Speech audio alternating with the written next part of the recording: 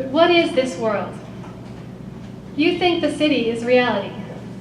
You think this is the world. You would say the story begins here, where all the people are. The city is made of rectangles, and what the rectangles are made of is no longer recognizable and has no name. It is hard and shiny and does not change with the weather. Also, the city is made of people, and all of your thoughts and feelings, and your belief in a God who fed you on promises. The city smells like fuel and trash and sterilization. It sounds like alarms and curses and motors, sudden stops, and the songless hum of machines.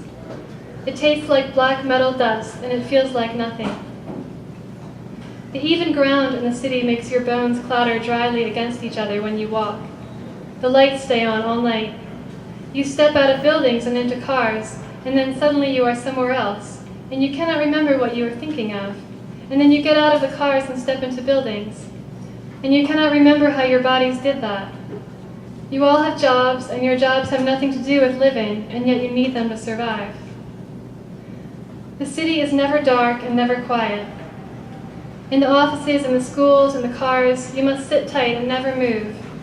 And yet at the same time, there is never any stillness. It goes on like this. Comfort is bright lights, crowds, the inside of a car, big rooms up high. Excitement is loud noise, the idea of sex, and anything new. Happiness is a new thing, and sorrow is being without it. The arms of the city do not embrace its people, but reach outward in ever-expanding roads, clawing desperately at the earth. This is the world, you think. You do not ask yourselves what planet you live on. You do not ask yourselves where you are. You do not ask yourselves if this story is real. But if you could look down from the sky, you would see how small the city actually is. It would not look real. It would look like a clumsy child's drawing amidst richly hued hills that change with the light. The city would seem to break into those curves with a flatness that hollows your belly out to look at, leaving a plain of shattered pieces defined only by gray, thickened lines. The God who drew this city believed he could remake the world.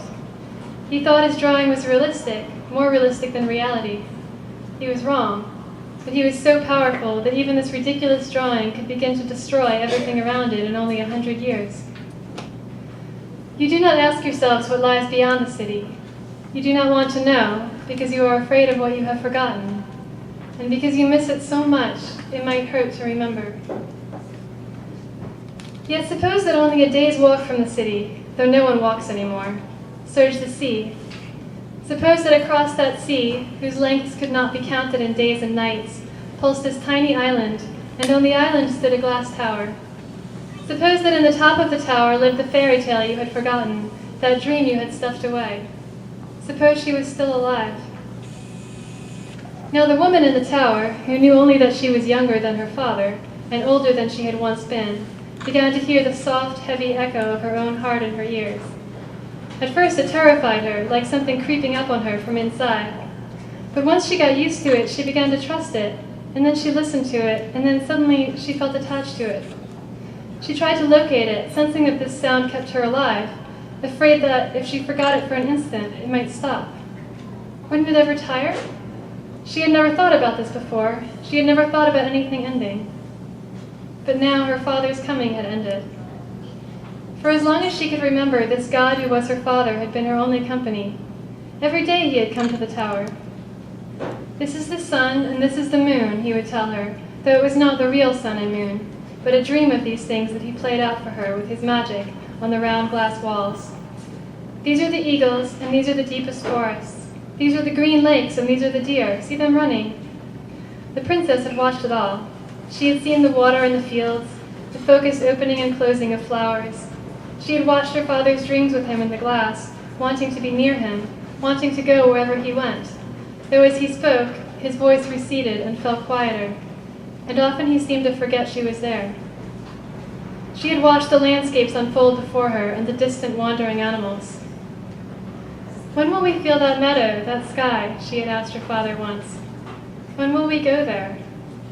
But her father had shaken his head. Someday, he said, he will come and rescue you, and he will take you there. I cannot. Who will come? She had cried, for she had heard this promise before and could not understand it. the idea of someone else besides themselves. "The one from the green water who walks on the tops of the trees," he had murmured, but his voice came even softer then, so that she could barely hear it. And she did not know if he was telling the truth, for when he dreamed that place in the glass for her, where carpets of green lay over the water so thick they seemed like meadows you could run across, and giant trees made a rhythm in space like music, and long-necked birds with masked faces fanned their wings in a hot, weighted stillness, he would cease to speak to her at all, and he would hold his face in his hands sometimes and whisper a word she did not know. Lost. Her father's eyes were a sharp and painful blue. Later she would remember how, when she asked them questions like these, they seemed to answer her with surprise, the pupils filling them like greater and greater unknowns, and something else she did not want to see there, a tightness she would learn later from other eyes, was the pinched crease of pain. His hair was clean and yellow like her own, but there was a rougher tangle of hair growing beneath his mouth and over his cheeks, like the faces of the animals she saw in his dreams, and she liked to touch that. His hands were warm. But on this day he did not come, nor the next, nor the next. He would never come again. The first feeling she could identify beneath the sound of her heart was an absence of feeling, the strain of a dull weight in her gut, like a slow falling of loose gray sand. You would begin the story with the city, as if the city were the world. But I will not begin it there. I will begin with the real world, which is at once a body and a dream. This body is familiar to you, and yet it is not human. It does not begin head on top.